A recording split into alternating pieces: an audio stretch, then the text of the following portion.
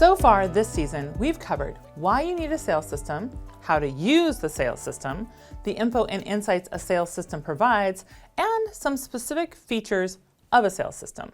But the elephant in the room is, how do you get your team to actually use it? That's right, it isn't just you or your team. Pretty much every organization struggles with software adoption, no matter what, because change is hard. Humans are by default and nature change resistant. Even when the team is bought in on the benefit of the change or tool, there will still be a struggle to adopt it. Worse, the team might not be on board and resist the introduction of one more thing to complicate their already complex collection of tools and software. Okay, so to get the people to use the system, we need to change, and no one's gonna like it. Great. Well, obviously we aren't just gonna give up, because the number one enemy of progress is the status quo. Let's dissect how to tackle getting the team to use the sales system, or really embrace change of any kind for that matter. Number one, start with why. Stealing from Simon Sinek here, always start with why. A crystal clear understanding of the reason that the system is needed and the benefits it brings is the anchor we humans need to weather the storm of change. It can also help harness the collective brilliance of the team to help with the change if they believe in the reason for it. Now, warning, any murkiness on your part will translate into lack of conviction for the team.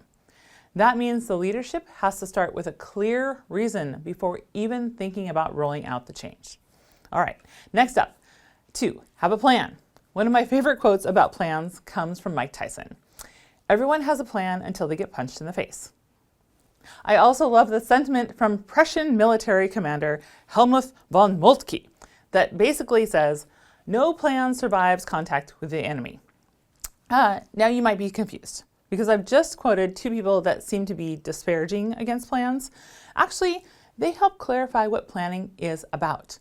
The objective of creating a plan isn't to have a bulletproof, step-by-step, no deviation list of activities to execute. The objective of planning is to think through what it will take to achieve the desired outcome.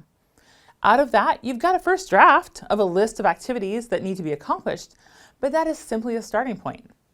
As implementation progresses, more information will be gained to revise the plan.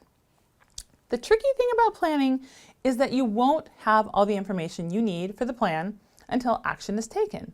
There is no such thing as a perfect plan, because there's no way to know everything that will be encountered before you start.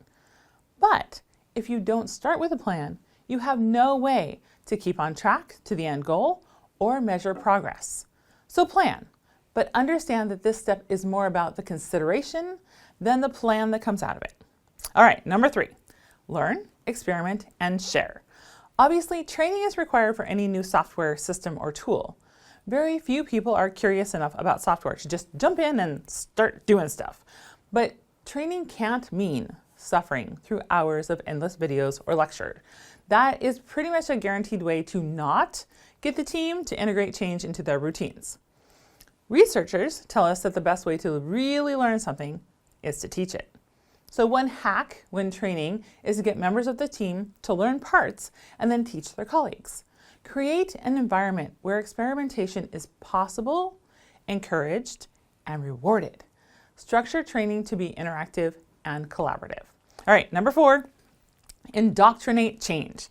That may seem like a strange word to use, but I think change adoption takes more than training. In the culture of your organization, the status quo cannot be rewarded if you need people to embrace change. In fact, it's a clear indication of the values the organization has if there's a defined process for change or not.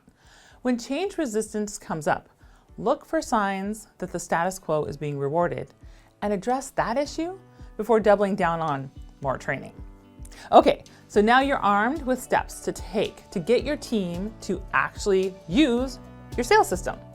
In the next episode, we'll go more in depth on the learn, experiment, and share step to specifically cover tactics and training recommendations for your team with regards to the sales system.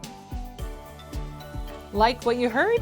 Never miss an episode by subscribing. You'll find this podcast on Apple, Spotify, Amazon, iHeartRadio, and everywhere else you get your podcasts.